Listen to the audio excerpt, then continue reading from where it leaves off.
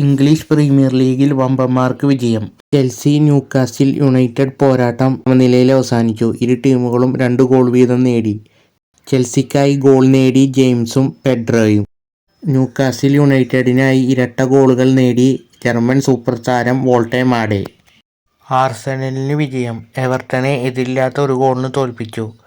ആർസണലിനു വേണ്ടി ഗോൾ നേടി Victor ഗൊയ്ക്രസ്. Tottenham Liverpool വമ്പൻ പോരാട്ടത്തിൽ ടോട്ടനത്തിനെ 1-നെതിരെ 2 ഗോളുകൾക്ക് തോൽപ്പിച്ച് ലിവർപൂൾ വിജയിച്ചു. ലിവർപൂളിനായി ഇസ്ഹാക്കും എക്കിറ്റിക്കും ഗോൾ നേടിയപ്പോൾ ടോട്ടനത്തിനു വേണ്ടി ആഷോസ് ഗോൾ നേടി റിച്ചാർലിസൺ. ടോട്ടനത്തിൻ്റെ 2 പ്ലേയേഴ്സിന് റെഡ് കാർഡ് കിട്ടി. ലാലിഗയിൽ റയൽ മാഡ്രിഡിന് വിജയം. എതിരില്ലാത്ത 2 ഗോളുകൾക്ക് സെവിയ്യയെ തോൽപ്പിച്ചു.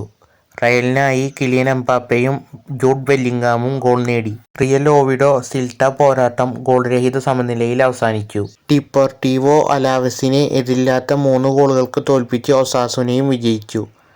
ലെവാന്റ റിയൽ സോസിഡാഡ് പോരാട്ടം സമനിലയിൽ അവസാനിച്ചു. ഇരു ടീമുകളും ഓരോ ഗോൾ വീതം നേടി. ഇതുപോലത്തെ എല്ലാത്തരം ഫുട്ബോൾ വാർത്തകൾക്കും മറ്റ് സ്പോർട്സ് വാർത്തകൾക്കുമായി ഈ ചാനൽ മറക്കാതെ സബ്സ്ക്രൈബ് ചെയ്യൂ.